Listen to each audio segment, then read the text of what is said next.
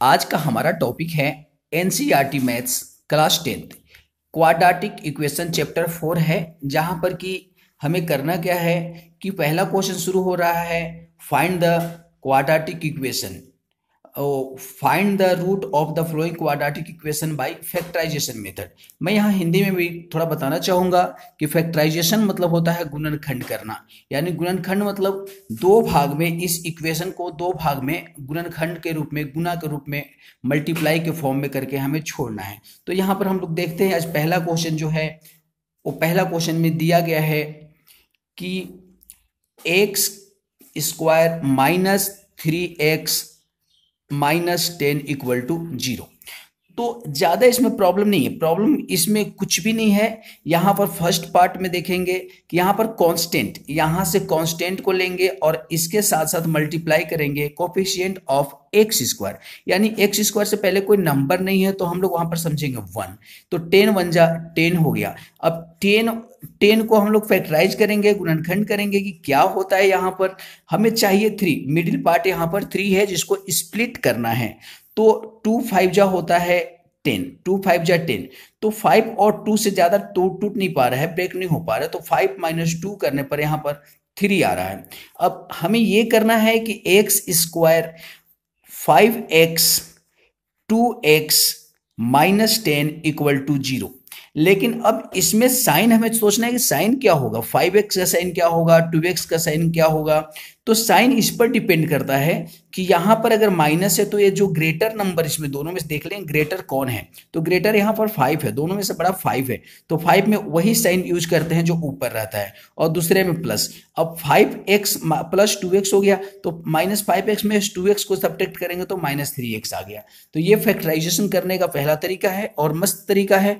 आप इस तरीके से करेंगे तो कभी फेल नहीं होंगे। तो x को दोनों जगह से कॉमन लेंगे तो x माइनस 5 यहाँ पर बच जाएगा और प्लस ये दोनों जगह से 2 के टेबल में डिवाइड हो रहा है, तो x और 2 5 जा 10 और ये हो गया 0। नेक्स्ट देखेंगे यहाँ पर कि x माइनस 5 दोनों जगह हो गया, तो x माइनस 5 दोनों जगह से हम लोग कॉमन लेंगे और बचेगा यहाँ x और यहाँ से बचेगा प्लस 2, तो इक्वल टू 0। क्या करेंगे कि यहाँ पर एक काम करेंगे कि x माइनस 5 इक्वल टू 0 और करेंगे कि x माइनस 5 इक्वल टू 0, तो x इक्वल टू क्या हो जाएगा प्लस 5। और इसी तरह से यहां पर करेंगे कि x प्लस 2 इक्वल टू भी 0 करेंगे तो x equal to minus 2। Always हमें क्या मिलेगा कि x का वैल्यू 2 टाइप्स का मिलेगा, पहला तो 5 मिला और दूसरा क्या मिला माइनस 2। तो ये हमारा हुआ आंसर पार्ट्स। एक चीज यहां पर देखने को मिलेगा कि ये दोनों जो नंबर हैं इसमें से किसी एक को, अगर 5 को इस इक्वेशन में हम पुट करें, ओरिजिनल इक्वेशन में जब पुट करें x का वैल्यू, तो ये इसका पूरा सॉल्यूशन के बाद 0 आना चाहिए, तब मैं समझूंगा कि हमारा इक्वेशन जो बना है वो सही बना हुआ है। इसी तरह से अब हम क्वेश्चन सेकेंड लेंगे, यहाँ पर फर्स्ट का सेकेंड क्वेश्चन लेंगे। तो फर्स्ट का सेकेंड क्वेश्चन में दिया क्या है कि 2x square plus x minus 6 equal to 0। तो एक बार यहां पर क्वेश्चन को लिखेंगे 2x square plus x minus 6 equal to 0। तो इसे स्प्लिट करने के लिए कोई ज्यादा टेंशन वाली बात नहीं है। मैंने पिछले क्वेश्चन में बताया था कि सबसे पहले यहां पर कांस्टेंट पार्ट को लिखेंगे, दूसरे बार क्या लिखेंगे कोफिशिएंट ऑफ एक्स स्क्वायर। तो एक्स स्क्वायर कोफिशिएंट 2 है, 2 6 जा हो गया 12। अब 12 को ऐसा ब्रेक करना है, कि यहाँ पर 1 आना चाहिए, मिडिल टर्म में 1 आना चाहिए, 1x है। तो अगर हम लोग यहाँ 3 से डायरेक्ट करते हैं, 3 4 जा 12, 4 माइनस 3 करने पर आता है 1, तो 4 माइनस 3 से 1 मिल रहा है, इसका मतलब हमारा फैक्टराइजेशन हो गया। फिर से वही बात को यहाँ पर लागू करेंगे, 2x स्क्वायर तो हो गया, लेकिन इसमें से अब सोचते ये हैं कि 4 को पहले लिखा जाएगा, 3 को, कोई फर्क नहीं पड़ता, किसी को भी पहले लिखे, 4x और 3x minus 6 equal to 0। Sign depend किस पर करेगा, साइन डिपेंड ये ग्रेटर नंबर पर करेगा। ग्रेटर नंबर 4 है, 4 में साइन क्या होगा, पहले प्लस होगा, तो तो 4 प्लस होगा और a माइनस होगा, यानी 4 प्लस 4x में से माइनस 3x को सब्ट्रैक्ट करेंगे तो प्लस x बचना चाहिए। अब इसमें हम लोग को करना यह है कि 2x कॉमन ले लेंगे, दोनों जगह 2x अवेलेबल है तो x बचेगा और प्लस 2 2 जा 4, 2 टाइम्स में यहाँ हुआ। यहाँ पर माइनस कॉमन लेंगे तो यहाँ पर x बचेगा और माइनस कॉमन लेने के बाद यहाँ पर साइन प्लस हो जाएगा, साइन चेंज होता है माइनस कॉमन लेने पर, और 3 2 जा 6 इक्वल टू 0। तो यहाँ पर देख रहे हैं कि x प्लस 2 दोनों जगह है अवेलेबल है, और यहाँ पर 2x माइनस 3। आप 9th क्लास में सीखे होंगे फैक्टराइजेशन करना कि यहाँ जब तक दोनों जगह सेम नहीं आता है, अगर साइन भी डिफरेंट है तो इसका मतलब समझिए कि आपका फैक्टराइजेशन गलत है। लेकिन यहाँ पर दोनों फैक्टराइजेशन सही है, तो x इक्वल टू हम लोग क्या कर सकते हैं, 2 अगर राइट साइड में जाएगा तो -2 और ये जाएगा तो +3 होगा और अपॉन में क्या हो जाएगा 2।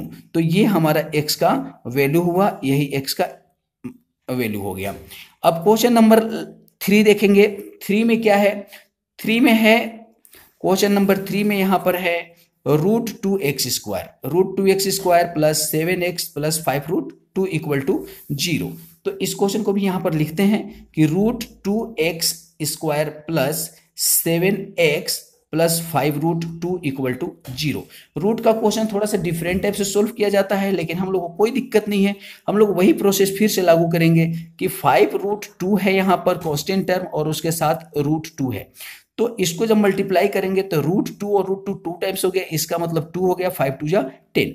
10 को ब्रेक करेंगे तो कैसे ब्रेक होगा, तो 2 5 जा 10। मिडिल टर्म में क्या लाना है, मुझे 7 लाना है। देखते हैं दोनों को ऐड करने पर 7 आ रहा है, 5 2 जा 10 और 5 प्लस 2 मतलब 7 हो रहा है। तो हम लोग आराम से लिख देंगे √2x² प्लस, इसके बाद क्या करेंगे, 5 लिखे पहले कि 2 लिखे पहले, या 5 दिख रहा है तो 5 को बाद में लिखेंगे तो ज़्यादा बेहतर रहेगा। 2x प्लस 5x और प्लस 5√2 इक्वल टू 0।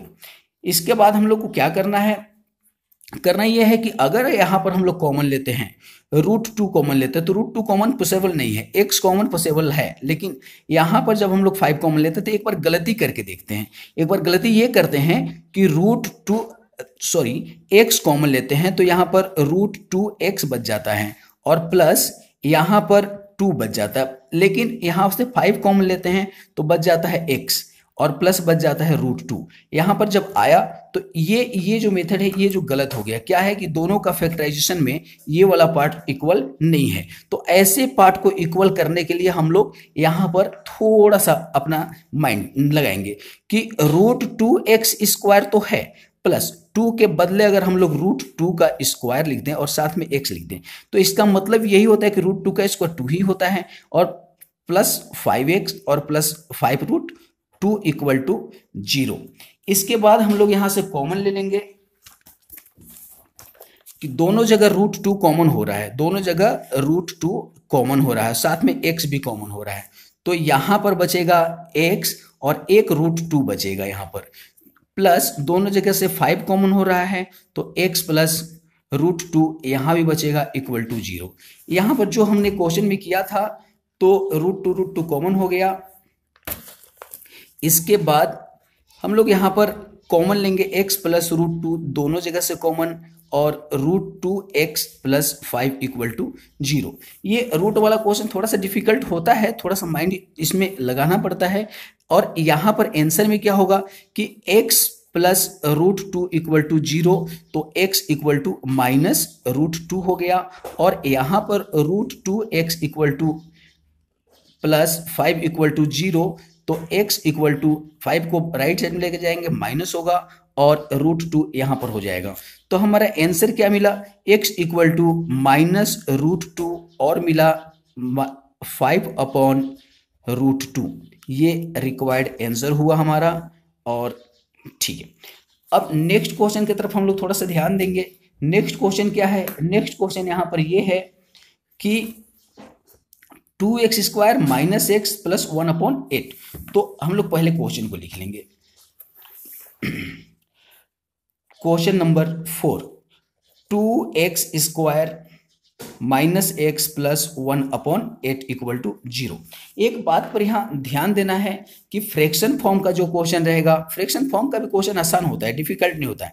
आप चाहें तो इसके नीचे 1 लगा दें, इसके नीचे 1 लगा दें और यहाँ सबका एलसीएम ले लें, लेकिन ऐसा करने की कोई जरूरत नहीं है। इसमें हम लोग जो भी यहाँ डिनोमिनेटर्स रहेंगे, 8 रहेगा, 2 रहेगा, 3 रहेगा, जो भी रहेगा उसका एलसीएम से हर एक साइड में मल्टीप्लाई कर देंगे। यानी इसका 8 आया, सबका 1 1 तो 8 1 जा 8 आया, 8 से मल्टीप्लाई करेंगे तो 8 2 जा 16 हो गया, 16x² हो गया और 8x हो गया यहाँ पर। और जब इसमें मल्टीप्लाई करेंगे तो 8/8 होगा, 8/8, तो 8/8 कट करके 1 आ जाएगा, कैंसिल होकर के 1 आ जाएगा। तो ये हमारा एक इक्वेशन मिल गया, आसान सा इक्वेशन मिल गया, क्वाड्रेटिक इक्वेशन हो गया। अब देखना यह है कि 16 यहाँ पर है और इनटू कांस्टेंट टर्म 1 है, तो 16 1 जा 16। तो इसे किस तरह से ब्रेक किया जाए कि हमारा 8 आ जाए, बीच का जो मिडिल पार्ट है वो 8 है। 8 को ब्रेक करने के लिए इसको 4 4 जा 16 करेंगे और 4 + 4 8 होता है।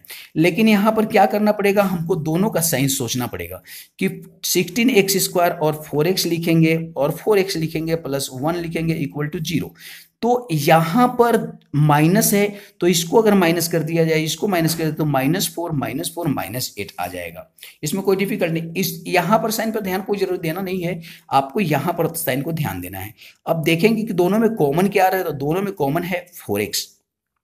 4x कॉमन लेने के बाद 4x बचता है और 4x यहाँ से कॉमन होता है तो -1 -1 यहाँ से कॉमन करेंगे तो 4x और ये प्लस माइनस में कन्वर्ट हो जाएगा और इक्वल टू 0।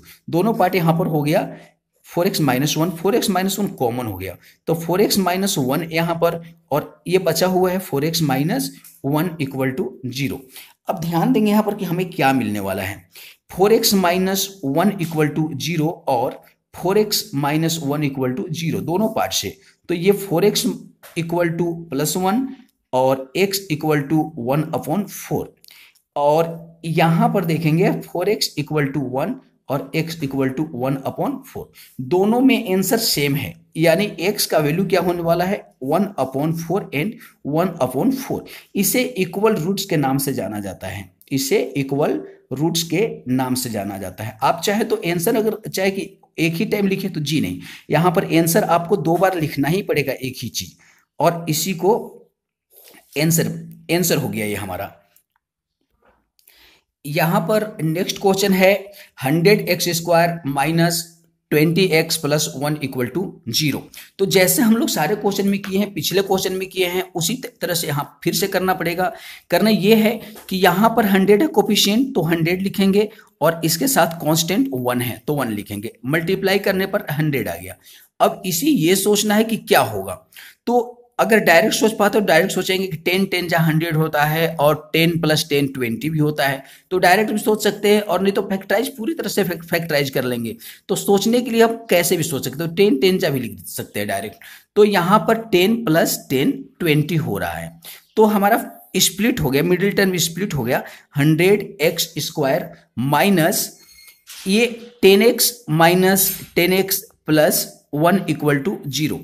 तो यहां पर ये देखना है कि कॉमन क्या हो रहा है, तो कॉमन 10 के टेबल में दोनों हो रहा है, यानी 10 कॉमन, x दोनों तरफ अवेलेबल है इसलिए x कॉमन, तो 10 10 जा 100 और एक x बच जाएगा। यहाँ पर 10x पूरा कॉमन हो रहा है इसलिए क्या बचेगा 1, और इस दोनों में कुछ भी कॉमन नहीं दिख रहा है, जहां कुछ भी नहीं दिखता है वहां 1 होता है। तो 10x - 1 साइन चेंज हो जाएगा इक्वल टू 0।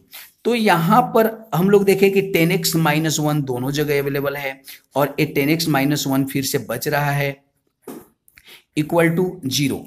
तो इसमें क्या करना है कि 10x - 1 इक्वल टू 0, तो 10x इक्वल टू 1 और x इक्वल टू 1/10, और इसके बाद इधर वाला पार्ट्स को करेंगे 10x - 1 इक्वल टू 0 और 10x equal to 1, x equal to भी मिला 1/10। तो यहां पर भी देखने में मिल रहा है कि दोनों रूट इक्वल है, यानी x का वैल्यू क्या होने वाला है 1/10 और 1/10। एक बहुत ही इंटरेस्टिंग बात यहां पर आपको बताएंगे। इंटरेस्टिंग बात यह है कि जब भी इक्वल रूट आएगा तो ये ये जो क्वेश्चन रहेगा हमेशा a प्लस बी के होल स्क्वायर के फॉर्म में रहेगा या तो a माइनस बी के होल स्क्वायर के फॉर्म में रहेगा। इसे अगर देखते हैं हम लोग तो यहाँ पर जो आया था 10x माइनस 1 का होल स्क्वायर हो रहा था, और पिछले क्वेश्चन में भी इसी तरह से हुआ था कि वहां भी 10x ये जो भी था वहां भी होल स्क्वायर का फॉर्म में हुआ था। तो होल स्क्वायर का फॉर्मूला हमेशा आंसर क्या आता है, सेम आंसर आता है।